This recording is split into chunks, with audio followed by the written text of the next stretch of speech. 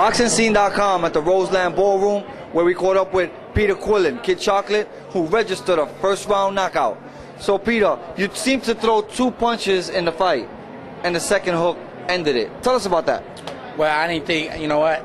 I was just working with the game plan that my trainer was telling me to go work on and work off the jab, and, you know what I'm saying, and put the hook behind it. I was just working with it upstairs, you know what I'm saying? I didn't expect to use it and actually cripple that dude like that, you know what I'm saying? But, I guess it is what it is. At the end of the day, you bring your tools to the gym and put it together.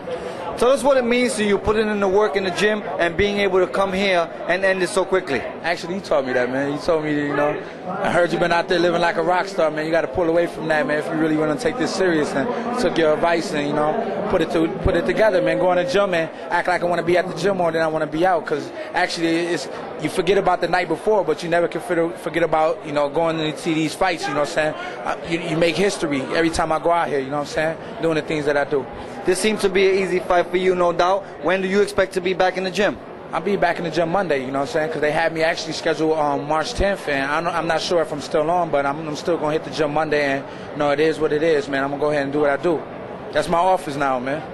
Yeah. There was another fighter on the card tonight, Mean Joe Green. You and him have some history. I believe you fought him in the amateurs. Can you tell us about that? Yeah, I lost a decision, give credit. You know what I'm saying? He was a better fighter that night. In the Golden Gloves in the quarterfinals 2004, and he doing his thing, I'm doing my things, and maybe one day we can we meet up. You know what I'm saying? It got to be for some money, but whatever it is, man, whatever my team decide for me, Colin Morgan, John Seat, whatever they got planned for me, I'm willing to go up in and do what I got to do, man.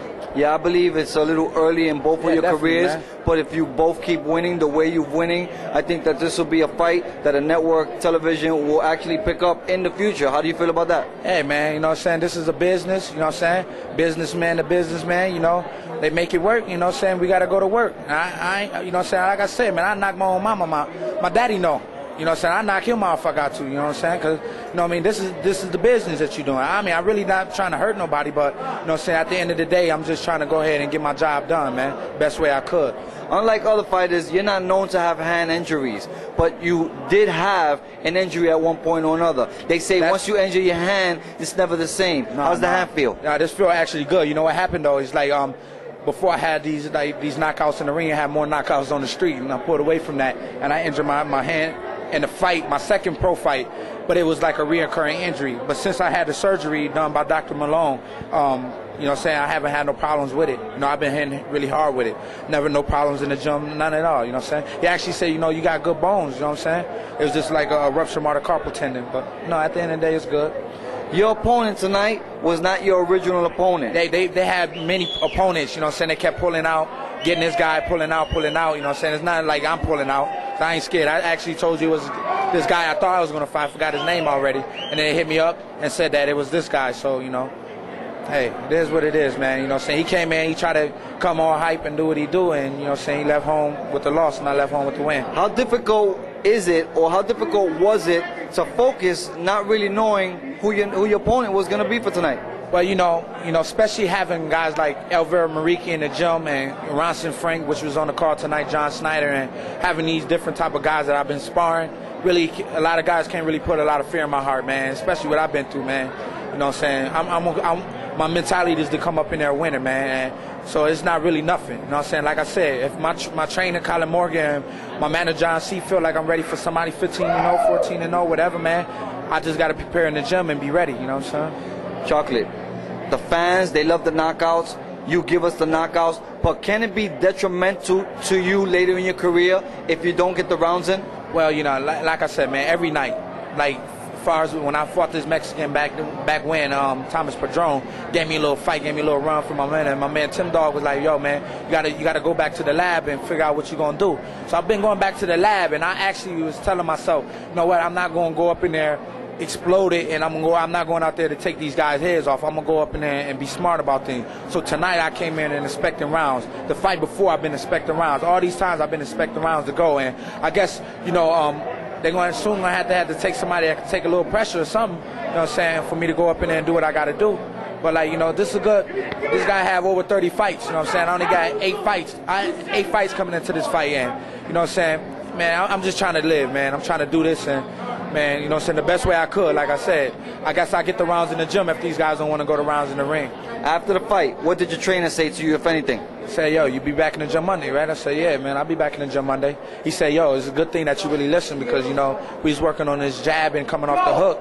And I remember me throwing it and I missed him. But then the second time, you know what I'm saying, I hit him with it and he was out of there. He was like, yo, that was good. And he don't really like to give me too credit because he don't want me to shoot up to Mars and I always got to come back to Mars and the Earth and all the time. So try to stay in between. Rate your performance for us tonight. You know what I'm saying? I had to tell y'all, I only gave y'all B because, you know what I'm saying, y'all really couldn't say what an A can look like. You know what I'm saying? A lot of people may consider it an A, but I only consider it B. I don't never live up to my high, man. You know what I'm saying? I'm out there learning every time I go out. You know what I'm saying? So it was a good test. Kid, you're a positive influence for the young kids. Talk to the kids out there. Yeah, man. Let me tell y'all something. I keep telling every interview I give out, I tell these kids, man, listen. You know, you ain't got to do what I'm doing, you know what I'm saying, go out there and be a boxer, but you can also be a fighter in different ways. You can fight to be the best at what you do in school and getting good grades and, you know, becoming something successful. And like, I believe what it is like, you know, you can't do enough. You always got to do more. You always got to do more. You always got to want the best for yourself. I'm sorry. But that's why I tell my kids in my program, listen, I'm sorry. You know, live for the best. Get what you get out of life, and you know, hopefully you get what you want. Now, is there anything you want to tell your fans and the viewers of the boxing scene all around the world? Yeah, I want to thank boxing scene for going ahead and show my, you know, let everybody know what I'm doing. I want to shout out my sparring partners, Ransom Frank, Elver and Mariki, John Snyder. I just all of a sudden lost my voice. My kids in my program, Goodwill Industries, all the kids there, all my fans that came and supported tonight. You know, OnFire, you know, Tim Dog, man. You know what I'm saying? And we're just gonna do it like that, man. Peace and love to everybody. And if you don't know who Kid Chocolate, look out for me, man. That's all. Give a shout out to God too, man, because he's been putting blessings in my life from day one. And let the fans know where they can go see you on myspace.com. Oh, you can go check me out, myspace.com/TheKidChocolate. That's the kid spelled proper, TheKidChoclate. All right, man, catch me there, man. Send your comments. You know, it is what it is. I get back at you. It's all love, baby. As always, we appreciate your time, baby. Man.